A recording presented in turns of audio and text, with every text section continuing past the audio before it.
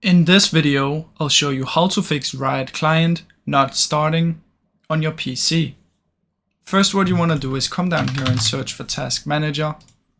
In here, you want to head over to Details, press on Name, and click anywhere and press R. Look if you have any Riot client opened. If you do, press End Task, then press L and look for League of Legends, and then press V and look for Valorant. Make sure you close down everything regarding to Riot client. Now simply try and do this and then launch it again. Now another thing you can do is right click on Riot client, Properties, Compatibility, and activate these two. If it still doesn't work, we can try and allow it through our firewall. So search for Windows Defender Firewall, allow an app right here, change settings, and see if it's already in here, Riot client. If it's not in here, you can simply press allow another app, browse, and then find your Riot client folder by going to your Riot client right here.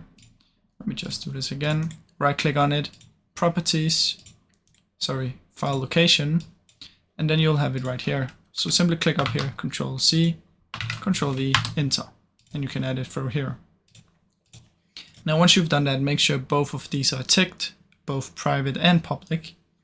Now if this still doesn't work, what you can do is come down here and search for CMD, right click and run as an administrator.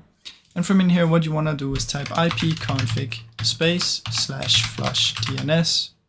And then what you want to type is net is h winsock reset. Press enter and just restart your PC after this one. Now hopefully after this, your Riot client should work as normal. Now I really hope you enjoyed this video. If you did, please leave a like and subscribe as it helps me out a ton. Thank you so much for watching.